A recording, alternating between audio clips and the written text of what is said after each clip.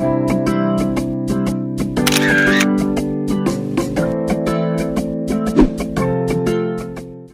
안녕하십니까? 오늘도 참으로 좋은 날입니다. 하나님께서 평강으로 넘치도록 채워주시기 바랍니다. 저는 오늘 여러분과 함께 마태복음 6장 25절로 34절의 말씀을 가지고 잘 사는 길이란 제목으로 은혜를 나누고자 합니다. 어느 나라 어느 민족이든지 잘 살기를 원하지 않는 나라와 민족은 없을 것입니다. 또한 인류 역사상 수많은 사람들이 잘 사는 길이 여기 있다 저기 있다고 주장해 왔습니다. 그러나 어느 누구도 잘 살 수 있는 완전한 길을 제시해 주지는 못했습니다. 그러므로 오늘 저는 인간이 제시한 잘 사는 길을 말하는 것이 아니라 성서를 통하여 예수님께서 가르쳐 주신 잘 사는 길을 여러분에게 알려드리고자 합니다. 마태복음 6장에 보면 예수님께서는 세 가지 사항을 지적하여 잘 사는 길을 우리에게 가르쳐 주셨습니다. 첫째로 예수님께서는 우리가 잘 살기 위해서는 삶의 가장 귀중한 것을 먼저 깨달아야 된다고 말씀하셨습니다. 예수님께서는 목숨이 음식보다 중하지 아니하며 몸이 이복보다 중하지 아니하냐고 말씀하셨습니다. 현대사회는 인간의 목숨보다도 먹는 음식을 더 귀중히 여기고 인간의 몸보다는 이복을 더 귀중히 여기는 시대인데, 이는 바로 황금 만능주의, 물질 만능주의에서 나온 소선입니다. 이들은 물질을 더 중히 여겨 사람의 생명이나 몸을 아주 하찮은 것으로 취급하여 사람을 판단할 때 그 사람의 인격과 됨됨이를 보고 판단하는 것이 아니라 물질적으로 얼마나 가졌는가를 따져 판단하는 것입니다. 그러나 예수님께서는 아무리 비천한 생명이라도 그 생명을 천하보다 귀중히 여기십니다. 예수님께서는 공중에 나는 새의 생명이나 백합화 한 포기의 생명도 귀히 여기셨는데, 하물며 하나님의 형상과 모양대로 창조된 인간의 생명을 귀히 여기지 않으셨겠습니까? 이러므로 우리가 생명의 귀중성을 깨달아 생명을 구원한 일을 먼저 할 때 그 외에 먹고 있는 것을 하나님께서 책임져 주시는 것입니다.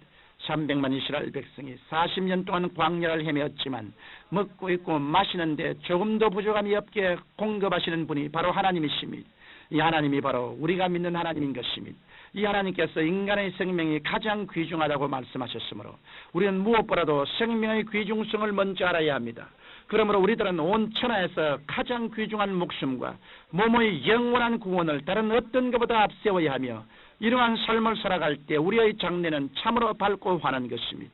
둘째로 예수님께서는 목숨과 몸을 앞세우기 위하여 먼저 그의 나라와 그의 일을 구하라고 하셨습니다. 여기에서 그의 나라란 하나님의 나라를 말하는 것으로 여러 가지 의미로 생각해 볼 수 있습니다. 먼저 그의 나라는 우리의 마음속에 있는 심령 천국을 의미합니다. 성경 로마서 14장 11절에 하나님의 나라는 먹는 것과 마시는 것이 아니요 오직 성령 안에서 의와 평강과 희락이라고 말씀하셨습니다. 그러므로 우리가 성령의 능력을 힘입어 마음속에 의와 평강과 희락이 넘치게 될 때 우리의 심령 속에 천국이 임하게 되는 것입니다. 우리는 심령 속에 이런 의와 평강과 희락을 먼저 구해야 합니다. 또한 그의 나라는 교회 천국을 의미합니다. 마태복음 18장 20절에 너희 두세 사람이 내 이름으로 모인 곳이라 나도 그들 중에 있느니라고 말씀하셨습니다. 교회란 예수님이 계신 곳이고 예수님의 부름을 받은 자들이 모인 곳이며, 예수님의 능력으로 가난한 자에게 복된 소식을, 포로된 자에게 자유를, 눈먼 자에게 다시 보기함을 전파하는 곳입니다. 즉 예수님께서 임재하시고 그의 능력이 나타나실 때 그것이 바로 천국입니다. 이러므로 우리는 무엇보다도 그의 나라인 교회의 열성으로 모여야 하는 것입니다. 나아가 그의 나라는 영원한 천국, 즉 새하늘과 새 땅을 의미합니다. 주님께서 재림하셔서 적그리스도와 모든 악의 권세를 멸하시고 질병과 고통과 죽음이 없고 의와 희락과 사랑이 넘치는 아름답고 영원한 나라를 세우실 것입니다. 이것이 바로 주님께서 최후에 세우실 영원한 천국인 것입니다. 우리는 이 영원 천국에 관심을 갖고 영원한 천국의 일을 구해야 하는 것입니다. 또 예수님께서는 그 의를 먼저 구하라고 하시는데, 그 의란 무엇을 말하는 것일까요? 그 의란 하나님 의를 말하는 것입니다. 하나님은 공의로우신 분이신 것입니다. 우리는 모두 죄인이기 때문에 죄의 삭스를 지불해야 합니다.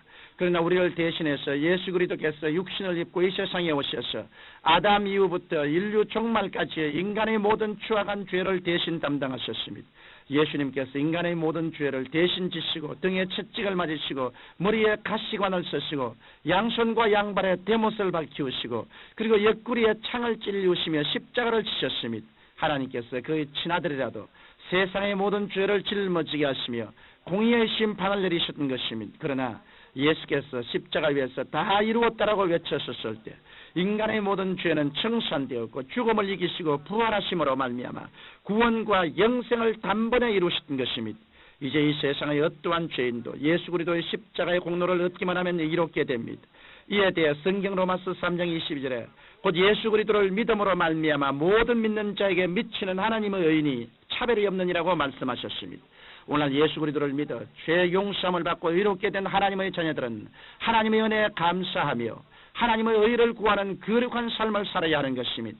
성경은 그의 나라 즉 심령천국, 교회천국, 영원천국을 삶의 목표로 삼고 그리스도를 믿음으로 구원을 얻어 하나님의 의에 이르도록 최선을 다할 것을 가르치고 있는 것입니다.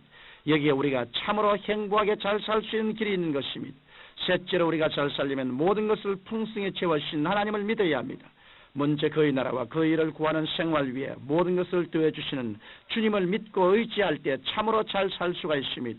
그런데 우리가 이와 같은 믿음에 굳게 서기 위해서는 마음속에 그림을 그릴 줄 알아야 합니다.